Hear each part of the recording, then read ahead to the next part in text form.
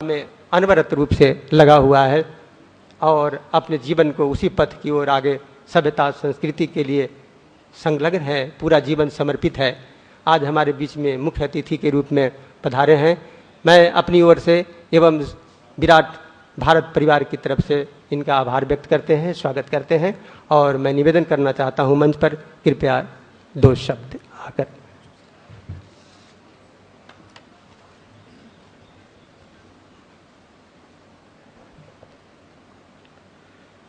आज के इस विराट भारत के प्रथम वर्ष पूर्ण होने के इस कार्यक्रम के अवसर पर मंच पर उपस्थित सभी मान्यवरगण, इस पत्रिका के संपादक राजेश करदम जी, आदित्य रंजन जी, सतपाल जी, पूरा देश जिनको पद्मश्री पहलवान से जानता है, बाकी भी मंच पर उपस्थित सभी इस संस्था से जुड़े हुए, इस संस्था पर प्रेम करने वाले सब प्रमुख अतिथि भाई और बहनों, सबसे पहले तो मैं माफ़ी मांगता हूं कि इसके साथ वाले कार्यक्रम में ही, इसके साथ वाले हॉल में मैं एक कार्यक्रम में उपस्थित रहा, इसलिए इसमें आने का मुझे लेट हुआ।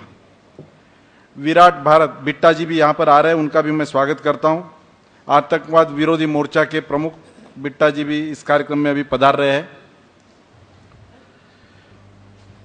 विराट भारत ने 1 साल पूरा कर दिया है।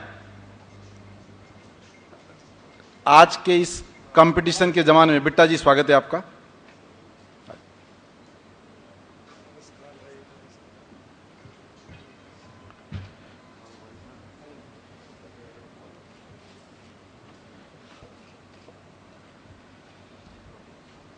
बिट्टा जी भी अपने कार्यक्रम में शामिल हो गए हैं।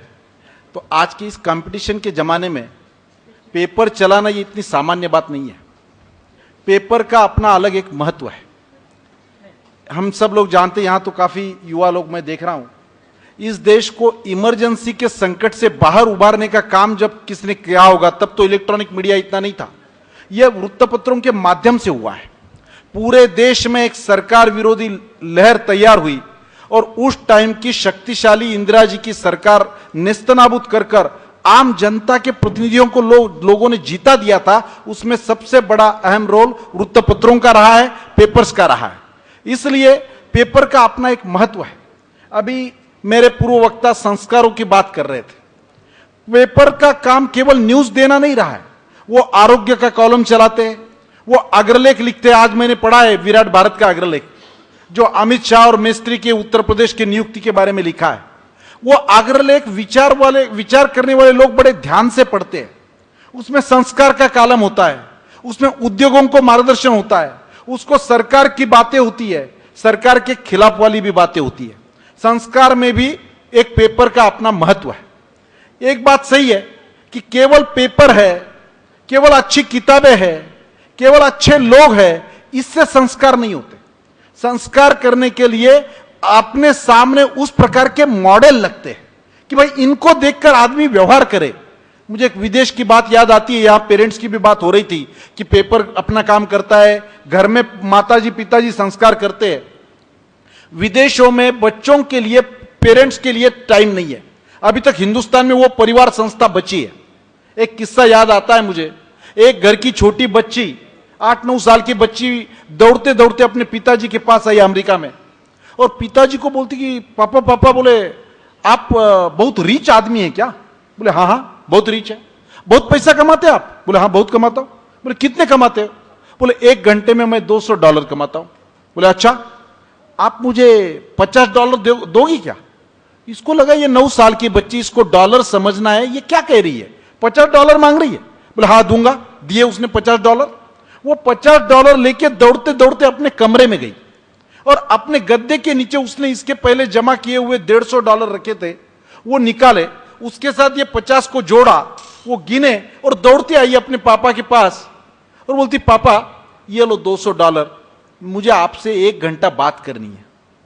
जब जिस देश में बच्चों को अपने पिताजी का समय खरीदना पड़ रहा है, वहां हम कौन से संस्कार की अपेक्षा कर सकते हैं? संस्कार वहां होते हैं जहां जीते जागता उदाहरण आदमी देखता है, उससे प्रेरणा लेता है। नहीं तो बातें तो बहुत करते हैं, स्पीचेस होती है, प्रवचन चलते हैं, समाज क्यों नहीं सुधर रहा? क्यों आज भी देश में रेप हो रहा है? क्यों देश की समस्याएं कायम है?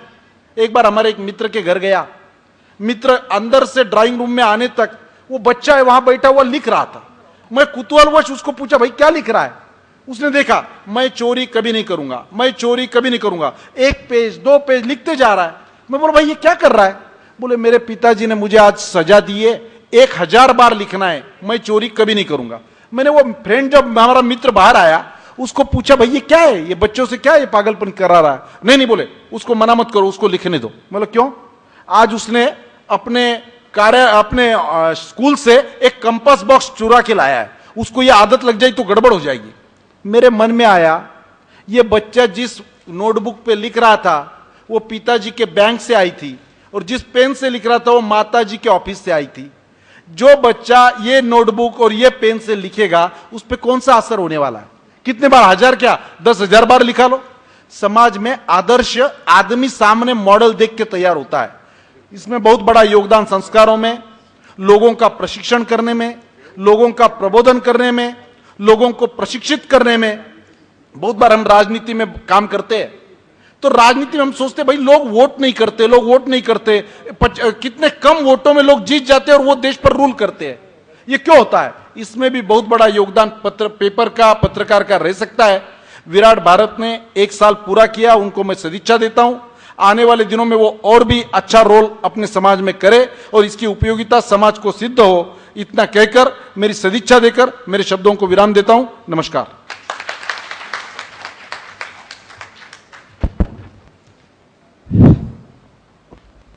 बहुत बहुत धन्यवाद माननीय श्री श्याम जाजू जी, राष्ट्रीय सचिव भारतीय जनता पार्टी। अब हमारे बीच में कहते हैं देश की सबसे बड़ी समस्या, और उसके लिए ये संघर्षशील व्यक्तित्व हमारे बीच में यदि हैं